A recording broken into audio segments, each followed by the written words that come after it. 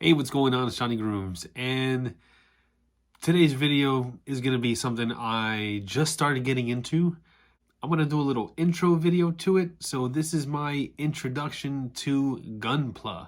If you don't know what Gunpla is, it's short for Gundam Plastic, which is Gundam model kits. Now, if you don't know what Gundams are,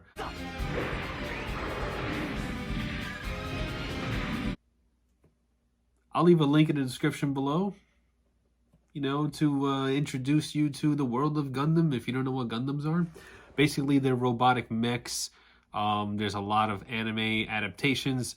There's movies, TV shows, series, different things going on. So they have model kits for the robots or for the Gundams or mech suits that are in the show. So today, not necessarily going to be doing a building tutorial. I'm just kind of going to gloss over a few things that I learned on the way of building my very first Gunpla kit.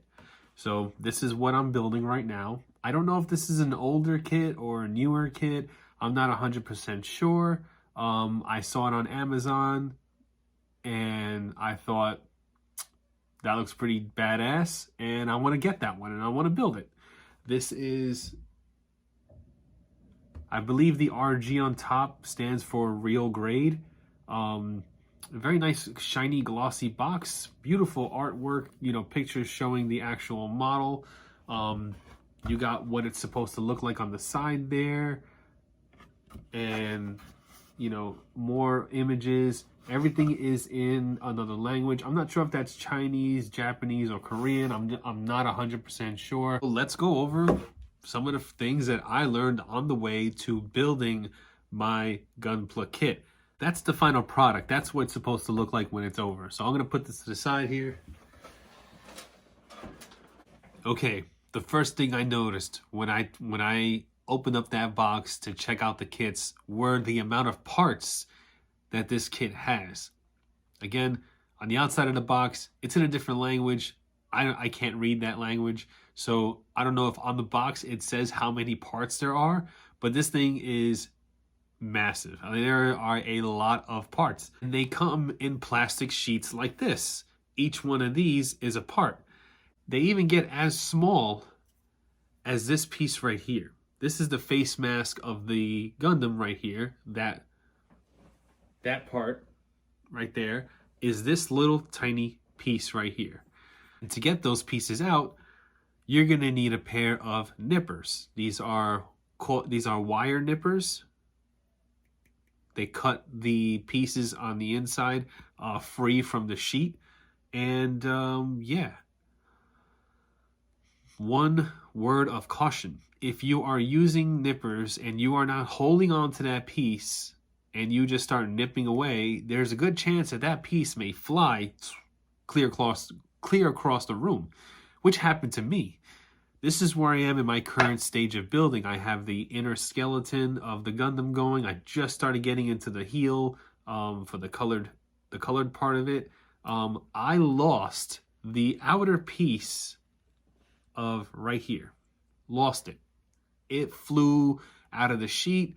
I couldn't find it. I was searching with my ring light. I had a spotlight. I was using my flashlight from my phone. I was using all different kinds of lights to find it.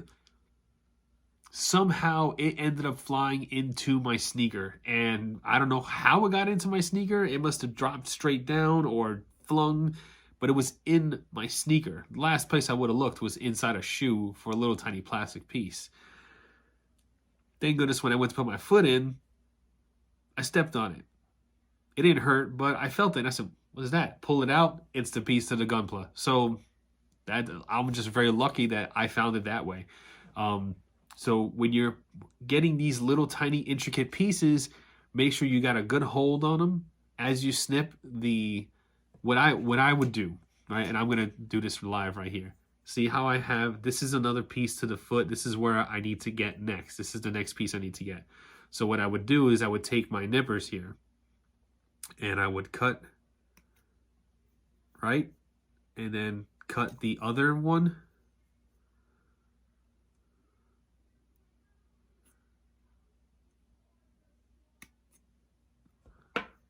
And then the last part, I would just wiggle free so it doesn't fly away, and just kind of take it out and hold on to it and put it to the side. You know, make sure you don't lose it.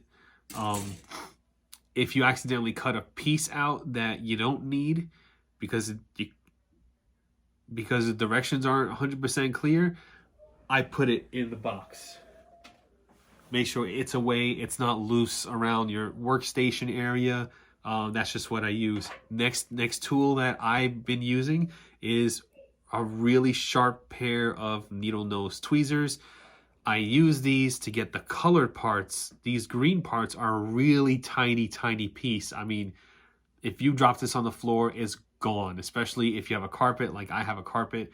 It's that little piece is just, it's gone. There's just no way. So I firmly grasped this little piece right here, the green part, and I inserted it into the model, into the body there, and that's where it goes. That's where it's going to stay. I suggest getting a pair of these and nippers to free the parts.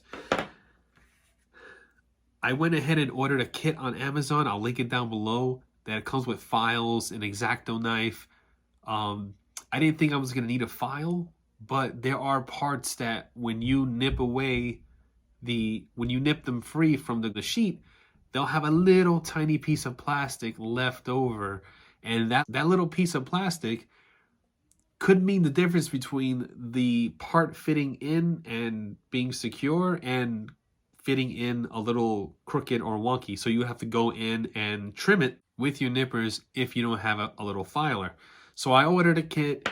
It'll be here Saturday. It has an X-Acto knife. It has some files. They look kind of like nail filers, but they're really fine. I got another pair of nippers because this is a very old set that I've had when I was building coils for vaping. I don't vape anymore, but when I was building coils, this is what I was using.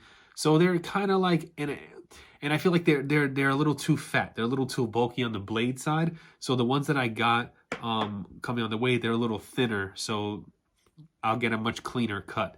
When I do another video updating the toolkit, I'll show the difference between the two. Another thing I did not expect were the directions. The directions are not in English. See, this is how they come, you know. But all the directions are in another language, as you can see right here.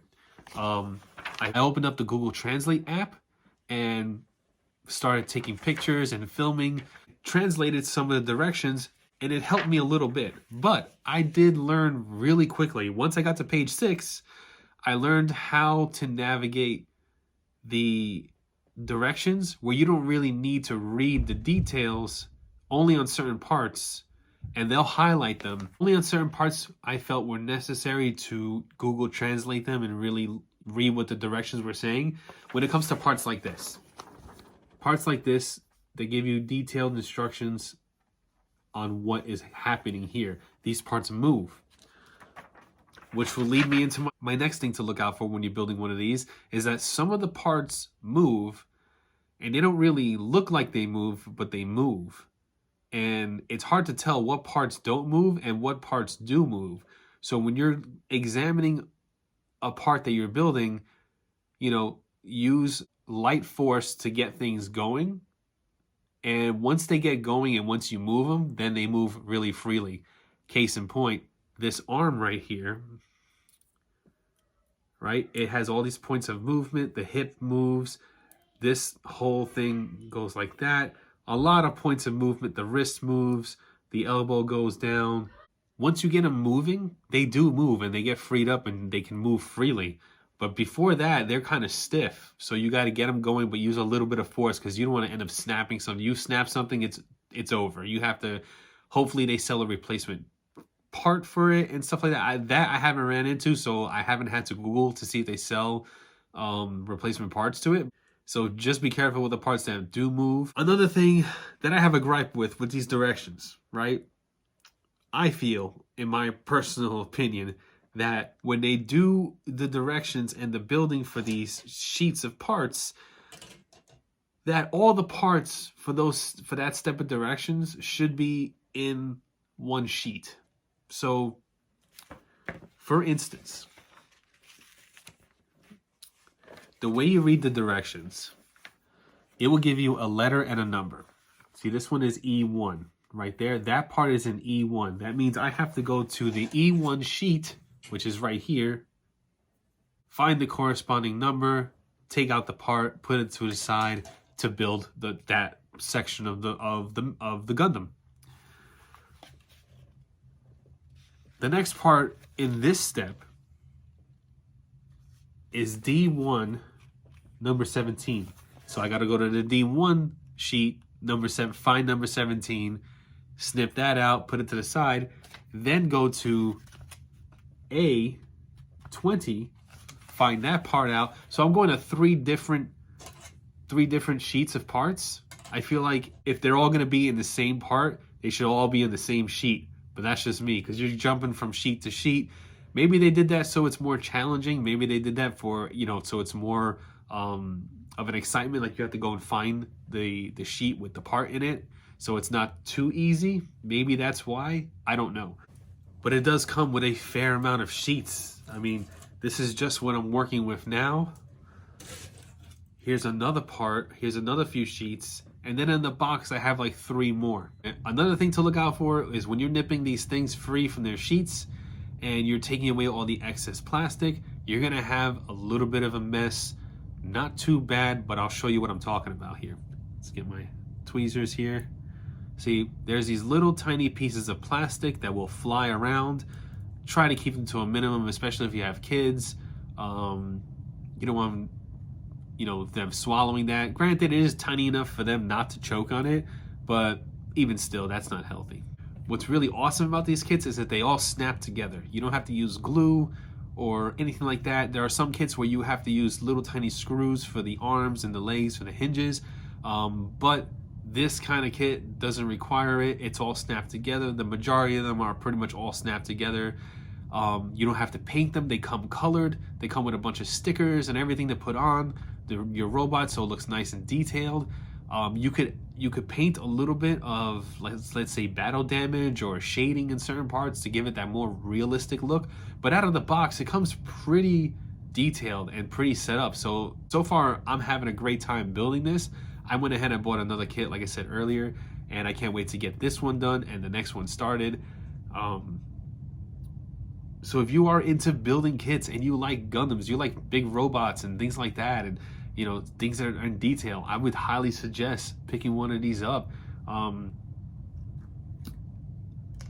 just wanted to make this video to, throw a few things out there that I didn't see when I was researching it. A few videos I saw online, they were just people building them really fast and they didn't really give a lot of information. So I want to give as much information as possible. The next time I'm going to do a proper unboxing, displaying everything out. Then I want to do like a whole build up and piece by piece, section by section.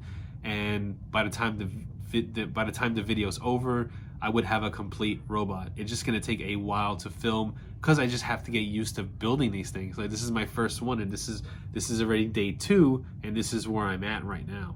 I should have this guy finished in the next 2 days, maybe, if I can continue building it. But yeah, so far I'm having a blast. I really enjoyed this. You guys have no idea how many parts this is right here. I mean, this thing comes into pieces in parts, little parts like this. A bunch of little parts come together to make this thing right here, So I'm having a good time. If you have any questions, and if I can answer them, I would definitely will in the comments. Leave them down below. And that'll be it for today's Gunpla video. If you like the contents of the video, like and subscribe. And as always, remember to take care of yourself and each other. Later.